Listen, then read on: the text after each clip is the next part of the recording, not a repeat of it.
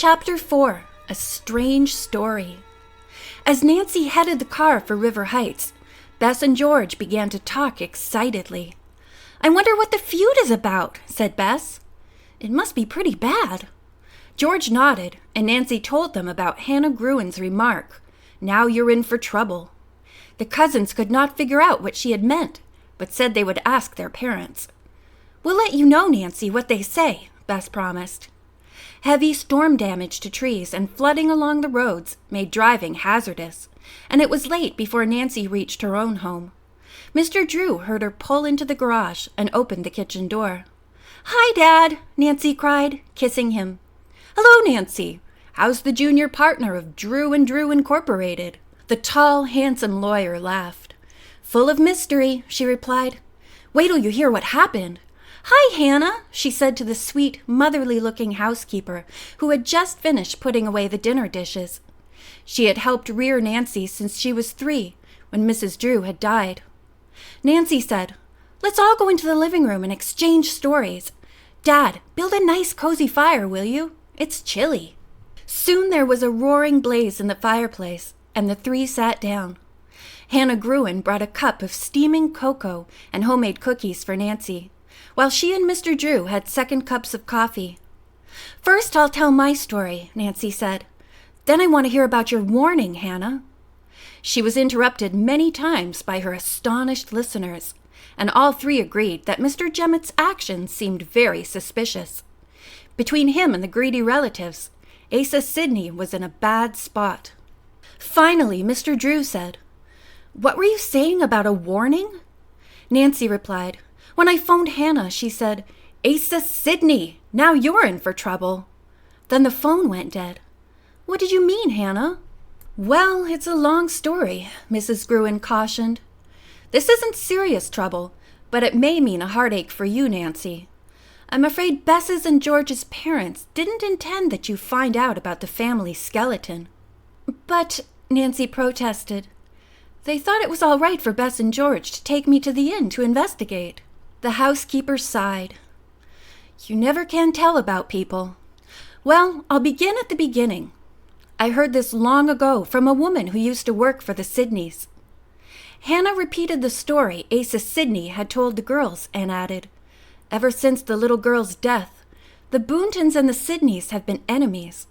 The Boontons are mad at the Sidneys because Asa didn't pay attention to his family, and the Sidneys are mad at the Boontons because Mrs. Sidney left her husband."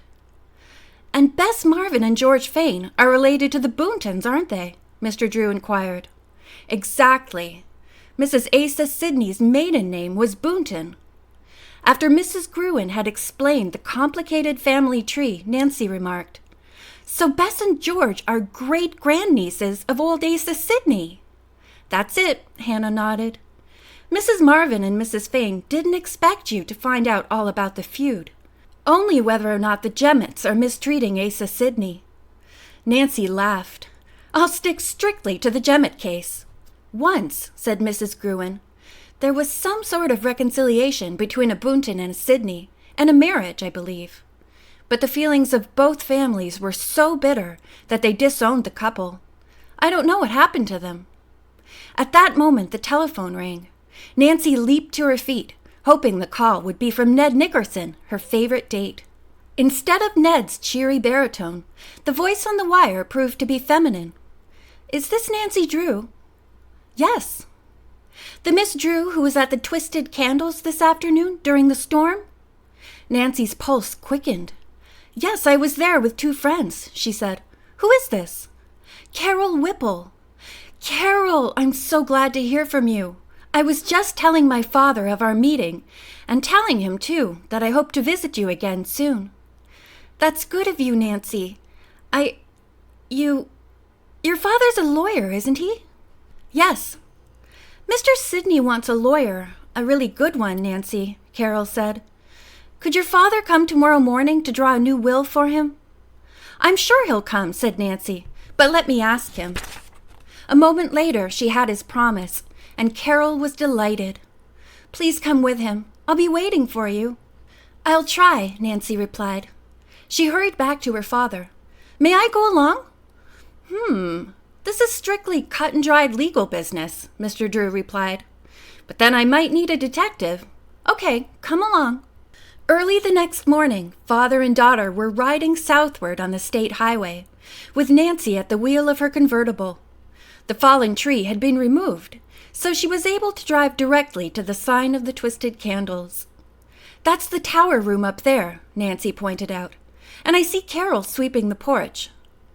Carol looked up as the car swung into the driveway and ran forward to greet Nancy. She acknowledged the introduction to Mr. Drew and thanked him for coming.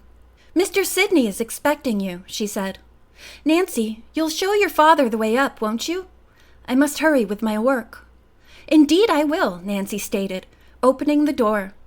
Then she leaned toward Carol and whispered, Stay where I can find you. I'll be down in a minute. Carol nodded, and Nancy entered the hallway with her father. Before they could proceed, Mrs. Jemmett popped into the hall. You wish breakfast, she said. We don't usually serve this early. She gave no indication that she recognized Nancy. No, thank you, Mr. Drew answered. I have a business appointment with Mr. Sidney. Mrs. Jemmett jumped in front of the staircase. You can't see him. He's ill. He didn't sleep well. That's all the more reason why I should go up, the lawyer persisted. Mrs. Jemmett was firm. She stretched out her arms to bar the way. You'd better leave, she advised angrily. Nancy was in a quandary. She knew her father would never touch the woman.